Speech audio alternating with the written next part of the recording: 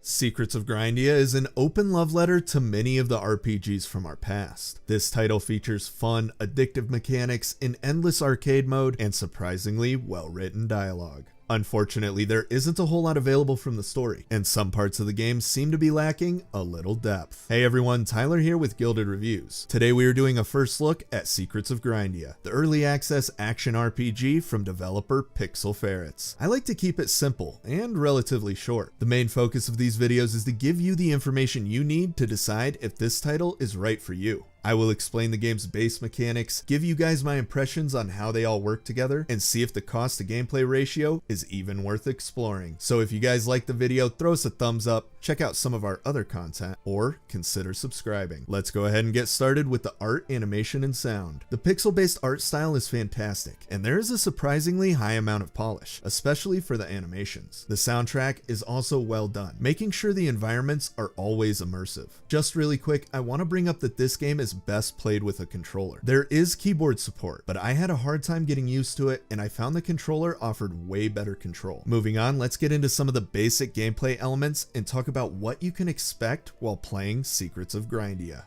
Everything should feel very familiar. This title does borrow heavily from both Secret of Mana and The Legend of Zelda. The combat is quick, responsive, and requires just enough skill to make even the normal difficulty challenging at times. But the real highlight here is the skill system. The skill system allows you to customize how you would like to play, rather than being pigeonholed into a specific type of character. You have multiple skills to choose from, and there are no skills that require prerequisites. This gives you access to every skill in the game from level 1. As you level up, you will dump more points into the skills you have selected, eventually getting them to max level. On the way there, your skill will acquire different charge levels. The more you charge the skill in combat, the stronger it will be. This is the basis for most of the skills in the game. You hold down the button to charge to the level you want, point it where you want it to go, and release. Anyhow, the way the skill system is built works great for the game's adventure mode, which is one of the more unique additions to this title. Adventure mode is the roguelike area for Secrets of Grindea. Here you will make a character and try and progress as far as you can through small stages until you die. You then return to your camp and purchase upgrades that will hopefully make the next attempt a little easier. I was blown away at just how much fun this actually was. The game's skills and leveling systems translated surprisingly well into the roguelite genre. I believe this was all done to prolong the life of the game, when in reality, this could have been a game by itself. I really can't say enough good things about this mode. When I first got this game, I guess people hated arcade mode, so the developer decided to rework it, and so far, at least in my opinion, they have done a fantastic job. This mode gives players a never-ending experience that plays by the same rules as Secrets of Grindea, but without any story elements, which makes it great to play while waiting for the game's full release. Moving on, I really want to talk about a few of the standout features that have really made me fall in love with this title. First off, this entire game can be played in co-op.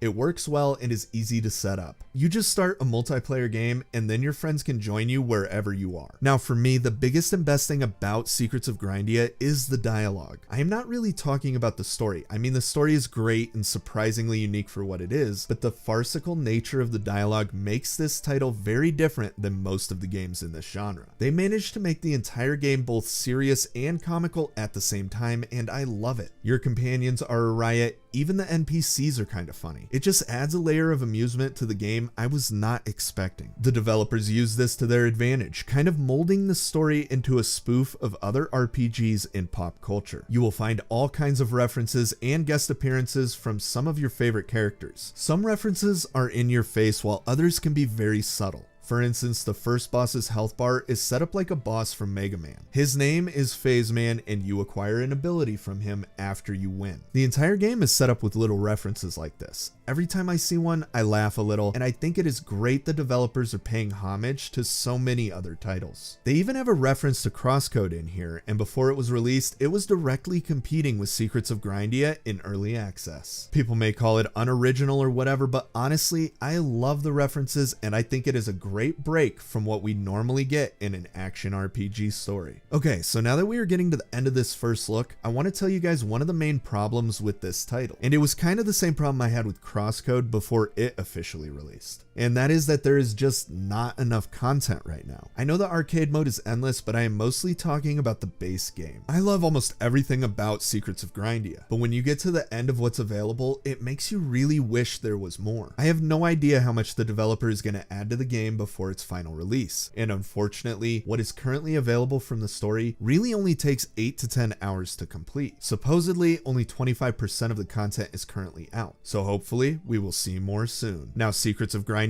is fairly cheap, especially for the level of polish here. If you pick it up now, it will run you around 15 bucks. If you are a fan of Secret of Mana, The Legend of Zelda, or pretty much any other action RPG from the SNES era, then you should go ahead and buy this game. It is well worth the asking price.